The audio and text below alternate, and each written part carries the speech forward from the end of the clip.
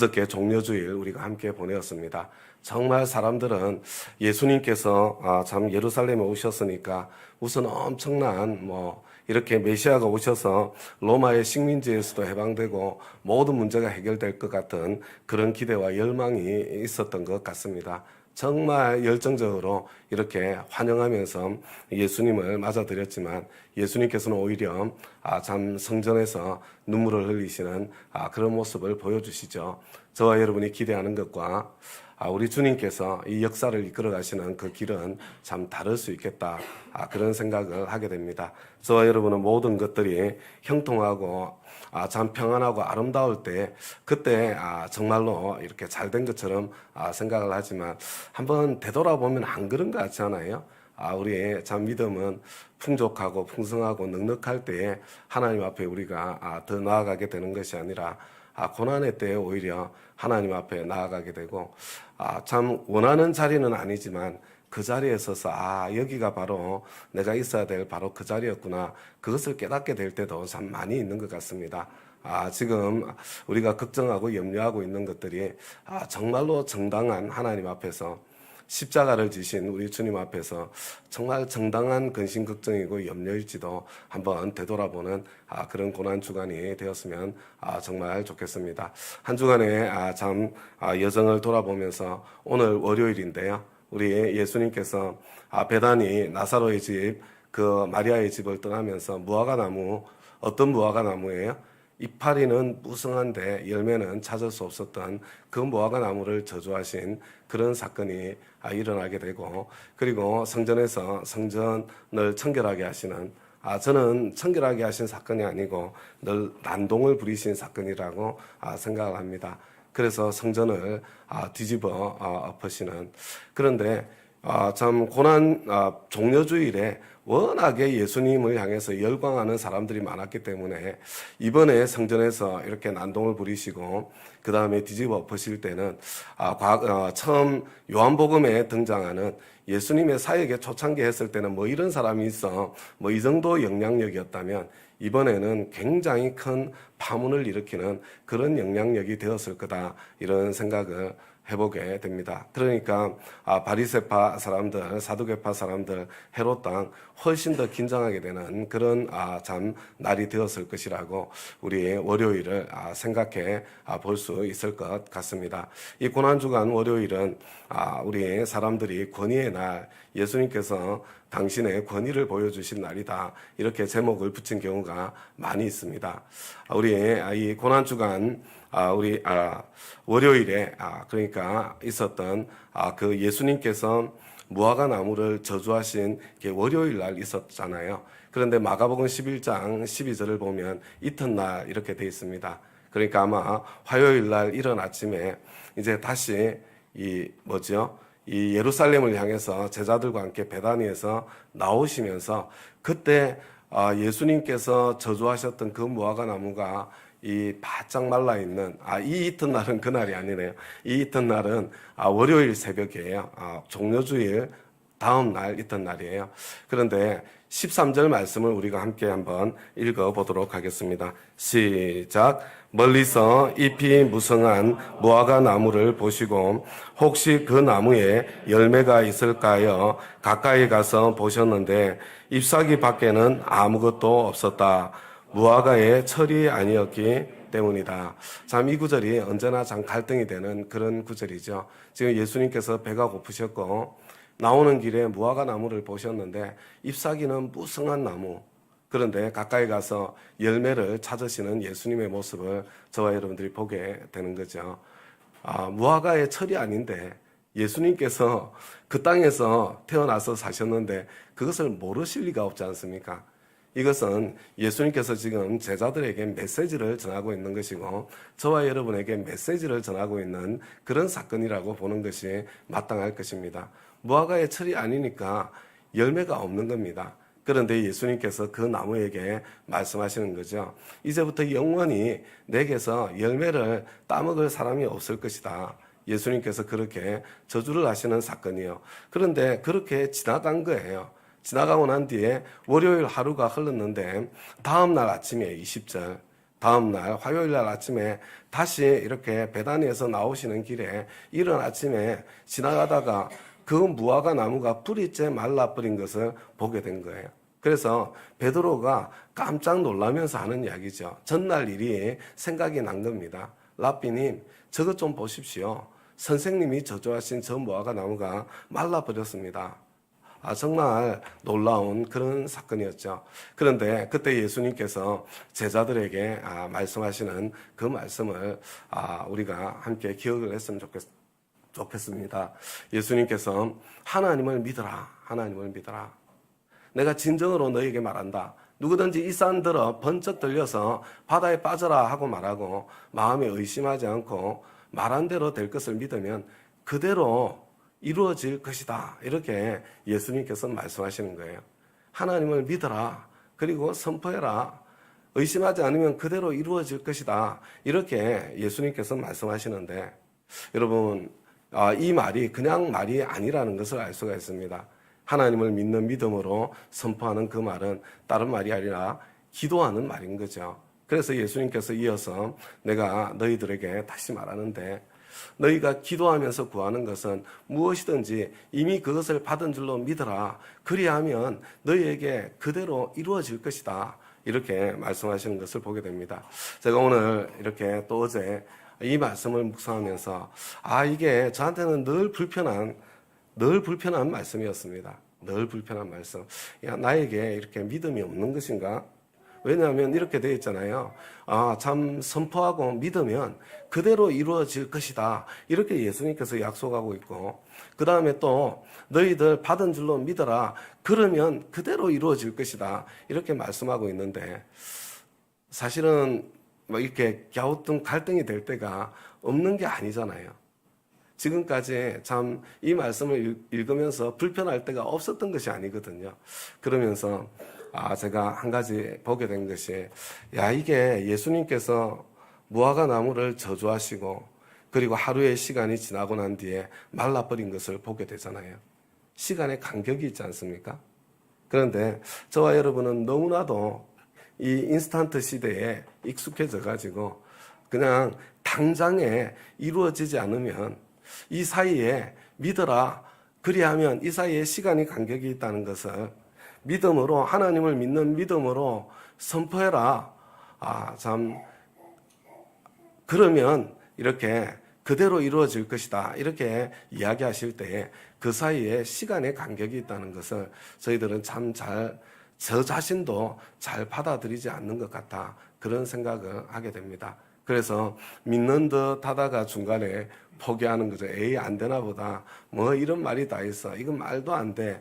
그렇게 중간에 때려치고 포기하게 되는 경우가 너무 많은 것 같습니다. 우리는 얼마나 많이 믿음으로 시작했다가 믿는다고 입으로 선포하고 고백했다가 중간에 포기하고 때려치우고 말기를 얼마나 많이 거듭하고 반복해 왔는가 이런 생각을 한편으로 하게 되죠. 그러고 난 뒤에 예수님께서 그걸로 끝내지를 않으셨어요. 주기도문도 그렇고 오늘 본문의 말씀도 그렇고 예수님께서 말씀하시는데 이 기도에 대해서 말씀하시면서 바로 이어서 너희가 서서 기도할 때에 어떤 사람과 서로 등진 일이 있으면 용서하여라 이렇게 말씀하시는 말씀을 듣게 돼요. 참 이상하지 않아요? 왜 기도에 대해서 말씀하시고 난 뒤에 이어서 용서를 말씀하실까? 하나 되어서 합심해서 한 마음으로 기도할 때에 살아계신 하나님의 능력이 저와 여러분에게 나타난다는 것 틀림이 없잖아요. 어쩌면 우리가 믿음으로 선포하고 그리고 하나님께서 참 이루어질 것을 믿으면서 이 기다리는 기간 또 기다려야 되는 그 기간의 길이가 다른 것이 아니라 우리가 한 마음이 되고 그리고 참 사랑으로 연합하고 참 그런 일이 일어날 때까지 우리 가운데 관계가 회복되고 그래서 한 마음으로 참 이렇게 합심해서 구하는 참 그것을 기다리는 그 시간이 될 때까지 기다려야 되는 것이 아닌가. 하나님께서 정말로 우리에게 주시기를 원하시는 것은 어쩌면 그 일이 아니겠는가 이런 생각을 한편으로 하게 되는 거죠. 그러면서요 중요한 게 뭐냐면 사실은 이게 메시지라고 말씀을 드렸잖아요. 지금 예수님께서 지금 이 세상을 십자가를 지시고 이 세상을 떠나실 거잖아요. 그리고 제자들을 통해서 그들 안에 시작된 하나님 나라가 온 세상에 이렇게 확장되어져 퍼져갈 것을, 이 땅에 꼭 구원받아야 될 사람들이 구원받을 그 참 과정들을 하나님께서 바라보고 기다리고 계시는 거잖아요.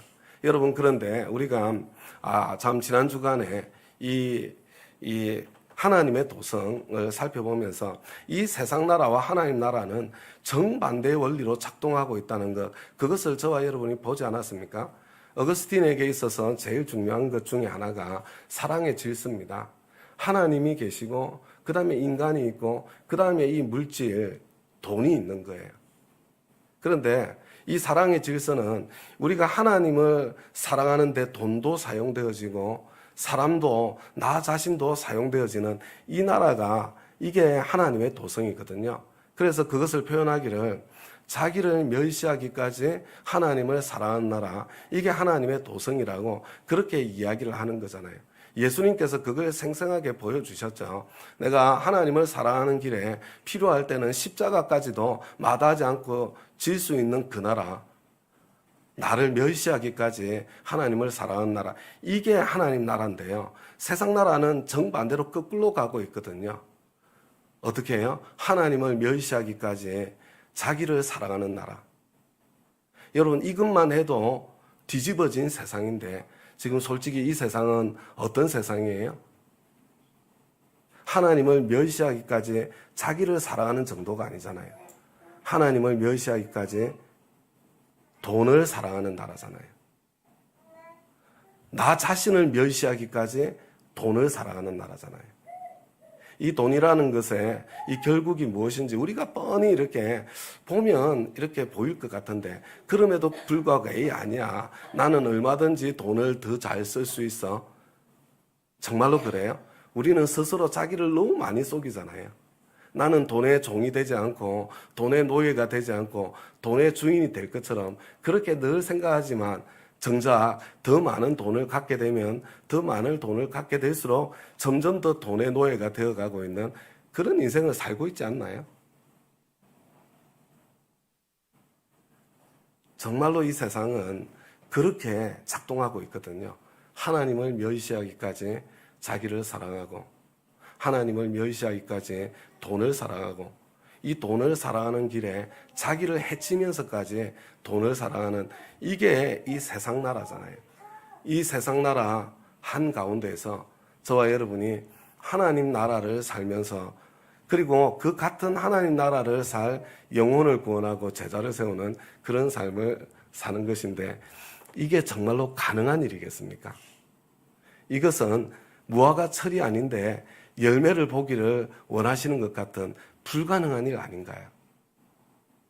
지금 예수님께서 내가 너희들 참 이 세상에 보내는 것, 이 불가능한 것처럼 보이는 이 환경, 이 세상 한가운데서 나는 너희들에게서 열매를 찾기를 원한다.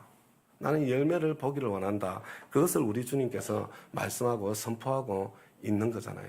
그리고 정말로 이 불가능한 세상 가운데서 정말로 열매를 맺으면 길은 한 가지밖에 없다. 한 가지밖에. 그것은 기도하는 것이다. 그렇게 저와 여러분에게 말씀하시는 거잖아요. 예수님께서 그래서 십자가의 길을 준비하실 그때도 그 전날은 온통 기도하시는 것으로, 피땀을 흘려 기도하시는 것으로 그렇게 십자가를 준비하시고 그 길을 꿋꿋하게 굳세게 가시는 거잖아요. 우리 예수님께서 이 첫날 이 사건을 통해서 저와 여러분에게 보여주시는 이 메시지가 저와 여러분에게 좀 생생하게 들렸으면 좋겠다. 그런데 저와 여러분이 하나님 앞에 사실은 받아들여야 될 것 같습니다. 여러분, 고개를 들고 내가 기도하지 않을 때 생각하는 나의 생각과 고개를 숙이고 하나님 앞에 기도하고 간구할 때 내 마음속에 찾아오는 생각이 너무나 다르지 않습니까? 정반대의 생각처럼 그렇게 충돌이 될 때도 얼마나 많습니까? 이 시대 가운데 어쩌면 지금 우리가 처해 있는 이 상황이 정말 하나님께서 저와 여러분을 바른 길로, 원래 하나님께서 저와 여러분을 불러주셨던 그 길로 참 기도하는 자리로 초대하는 그런 시간이고 과정일 수 있다는 것을 기억하면서 우리가 하나님 앞에 정말 다시 한번 하나님께서 우리를 불러주신 그 나라가 어떤 나라인지를 다시 한번 마음에 새길 수 있는 그런 저와 여러분이 될 수 있기를 부탁을 드립니다. 나라를 위한 기도를 하자 이렇게 이야기를 했는데 오늘 제목이 하나님의 나라는 어떻게 확장되는가.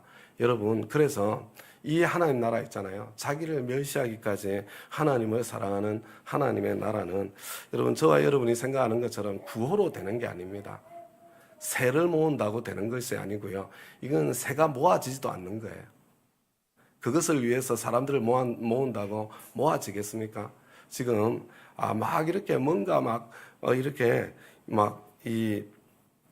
그런 방식을 통해서 하려고 할 때에 정말 그 중심에서 작동하고 있는 진짜 마음속에서 움직이고 있는 그것이 무엇인지 그것을 한번 우리 좀 진지하게 살펴봐야 됩니다. 어느 쪽에 이쪽에 사람이 모여있든 이쪽에 사람이 모이는 건 말할 필요도 없습니다.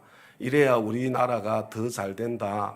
경제적으로 더 부강하다. 돈을 더 잘 벌 수 있다. 뭐 이렇게 있잖아요. 가보면은 그 안에서 이루어지는 것은 그래야 얕은 그 안에 있는 이슈가 돈밖에 없다는 것을 알 수가 있을 거예요. 평등을 공정을 이야기할 때도 사실은 돈의 이슈죠. 왜 잘 먹고 잘 사는 사람 너희들만 다 먹고 누리고 있냐? 힘없고 가난한 사람들도 먹고 누려야 되지 않느냐? 힘없는 사람들이 길이 어디에 있느냐? 힘을 합쳐서 싸워서 이겨야지. 제가 보기에는 정당한 논리 같아요, 한편으로. 그렇지만 그 중심에는 돈이 작동하고 있는 거잖아요. 그런데 이 반대쪽에 하나님의 이름을 걸고 이야기하는 그쪽에서 진짜로 작동하고 있는 원리는 무엇인가? 그 안에서 정말 호소하고 있는 사람의 마음을 움직이고 있는 진짜 그 가운데 있는 것이 무엇인가? 정말로 하나님을 위한 하나님 나라에 대한 그 열망과 소망 가운데 모여 있는가? 그것은 하나님 앞에서 정말로 진지하게 한번 살펴봐야 됩니다. 그런데 여러분, 만약에 이 하나님 나라를 위해서 하나님을 위해서 그렇게 하고 있다면요, 이미 자기 모순 속에 빠져 있는 거예요. 자기 모순 속에. 어떻게 하나님 나라를 미움으로, 증오로, 분노로, 상대에 대한 멸시로, 저주로 여러분 하나님 나라를 이루어가고 펼쳐갈 수 있겠어요?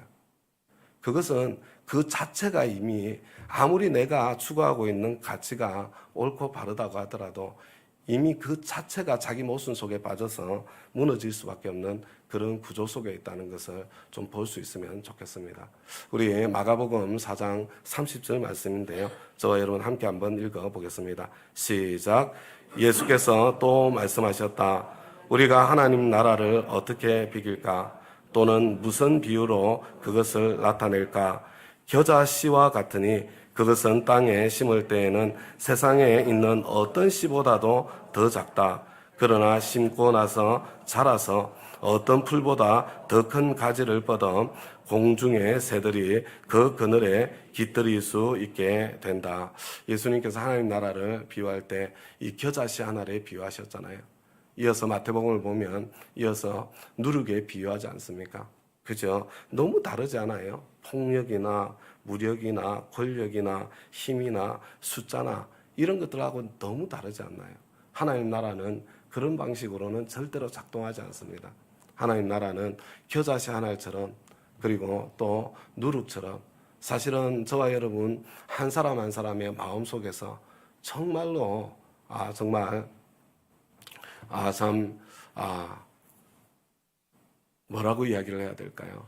세상의 이 가치와 정반대되는 그 가치를 예수님 때문에 하나님 때문에 살아보려고 하는 그 작은 열망에서부터 시작이 되어서 그렇게 점점점 우리 작게 보이지 않게 보잘것없이 그렇게 시작되어서 그것이 정말 저와 여러분이 실제로 그것이 진심이 근데 이것도 사실은 진심이 아닐 때가 너무 많거든요. 저와 여러분이 없고 내가 가난하고 정말 나 자신이 그냥 아무것도 없을 때야 뭐 다른 길이 없잖아요. 그렇지만 우리 점점점 하나님께서 은총을 베푸시고 은혜를 베푸시고 내가 축복의 자리에 서게 되면서 내 실체를 점점 더 보게 되지 않습니까? 얼마나 내 안에 탐욕이 가득한지 그것을 보게 되고, 그런데 그 가운데서 내가 또 씨름하고 하나님 앞에서 내 내면을 다듬어 가면서 정말로 큰 자로서 작은 자를 섬길 수 있는 그런 사람이 되어져 갈 때, 기꺼이 십자가를 질 수 있는 그런 사람이 되어져 갈 때 하나님께서 그 사람들 한 사람 한 사람을 통해서 하나님 나라를 점점 더 크고 아름답게 확장해 가는 것이 아닌가, 이렇게 생각이 되어집니다. 그래서 참 우리 지금 이 시기는 다른 어떤 것보다도 저와 여러분의 내면에 작동하고 있는 것이 무엇인가, 먼저 내 자신이 하나님 나라 사람, 하나님 나라의 백성답게 이렇게 먼저 가꾸어지고 다듬어지고, 제가 오늘 이 말씀을 보면서 그게 생각이 나더라고요. 수신제가 지국병천하.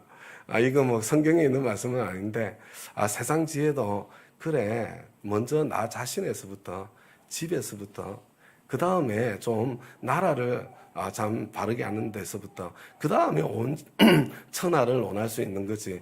세상 지혜도 그렇게 이야기를 하는데 틀림이 없는 것 같습니다.